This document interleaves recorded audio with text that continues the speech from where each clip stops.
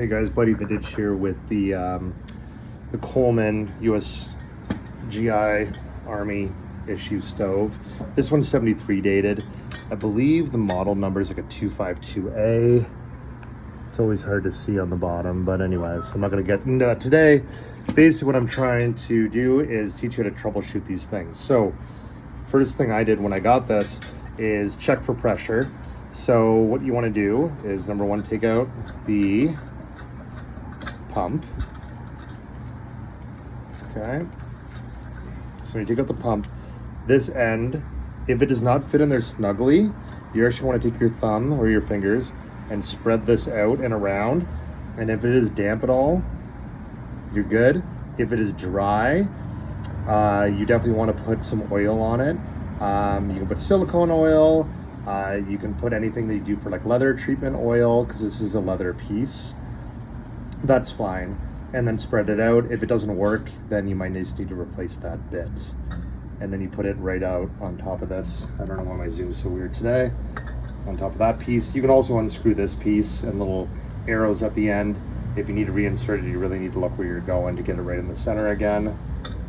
So we are going to put that back in. It's gonna be nice and tight. And screw that back on. I know this is a bit of a rough video, but I'm going to try and give you a good idea of how to do this, because I watched every video on just how to light it, but not how to troubleshoot it. Next thing you're looking for is your fuel tank. Of course, I did this really tight to keep the pressure in.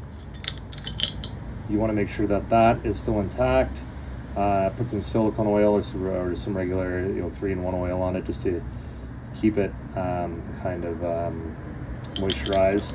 And you want to lock that down nice and tight. And you want to make sure you can create pressure with this. Okay? Not in the best workspace ever here right now, but this is just when I decided to do it.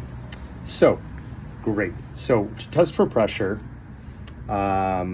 basically you're going to just do all the way to the right to the lock position, a little bit off to the left, and then you're going to start pumping it, okay? So I'm gonna just do that right now.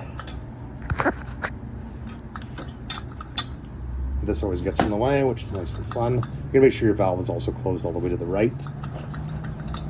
You're gonna give it a bunch of pumps. They say like 20 to 30. I just give it just a ton. I'd rather more than too little. Great. And then as you push back in, you're gonna turn to the right, always keeping it covered with your thumb, and turn to the right to lock it back. And when you go to lift this, you should hear some leaking air. If you do, you're good to go. If you hear no leaking air, that means you're not getting enough pressure and there's something else wrong with it.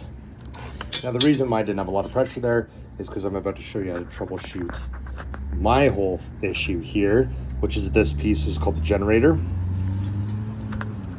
Okay.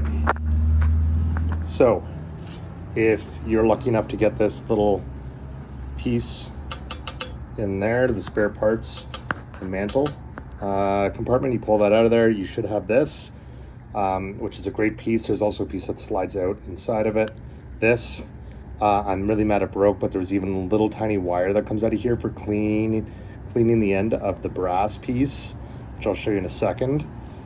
So this loosens that. You're going to go to the right. You're going to go down to the right. Sorry. Down to the right to tighten it. Up to the left to loosen it. I've already loosened it. So I'll show you after you've loosened it. It should come out nicely.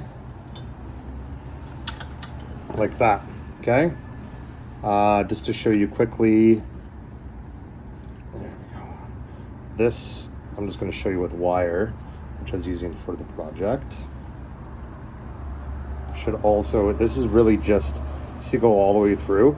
There's nothing in there, but I'd make sure it's clear that, spiders haven't built a web in there or anything crazy. Then you see this little brass piece that comes at the end. It'll actually unscrew either by hand or by this little piece right here. I'm almost scared to unscrew it now because I got it working, and you should be able to see through that, because there's a tiny little hole right there. they're going to use a piece of wire too. Even this little piece of wire, these little pieces are too thick for it. Only the piece that came on the screwdriver, or sorry, the wrench I just told you about, will even go in there. I got the nozzle of a WD-40 can, and I sprayed, and that kind of cleared it out. I also got some of this wire, and I scraped around in there to get off any remaining gunk.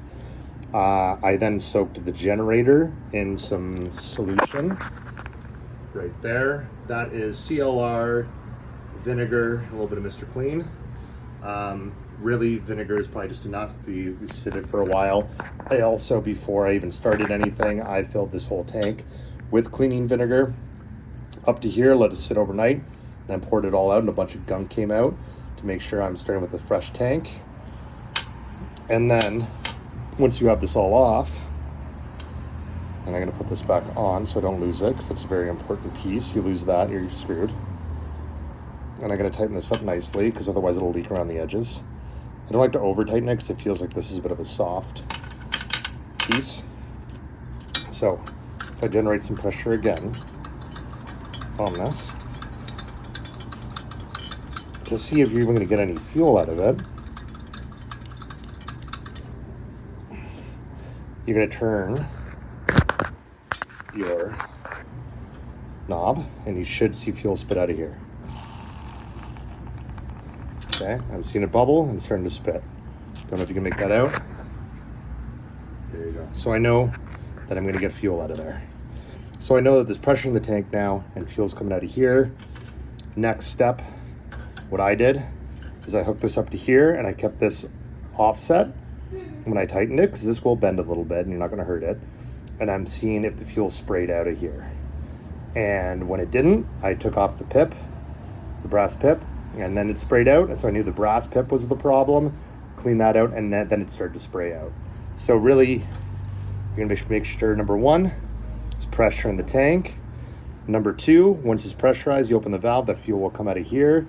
Number three, you're gonna make sure that fuel comes out of the end here. If it doesn't, you're gonna remove that brass pip. If it does, then you clean the brass pip even better, and fuel should start spitting out. If it doesn't, you know your problem is in this long piece that I showed you, and make sure that's cleared out. Okay, so that is really the troubleshooting of this. What I didn't show you is these, fuck that, turtle, these glass pieces slide nicely in here, and then the top literally just goes on and screws on there. All right, I hope that helped. I know it was a little bit of a rough and tumble video, but I'm in the middle of fixing this. Don't want to miss the opportunity to show everybody how to troubleshoot these. And I'm going to attach my mantle now, and wish me luck.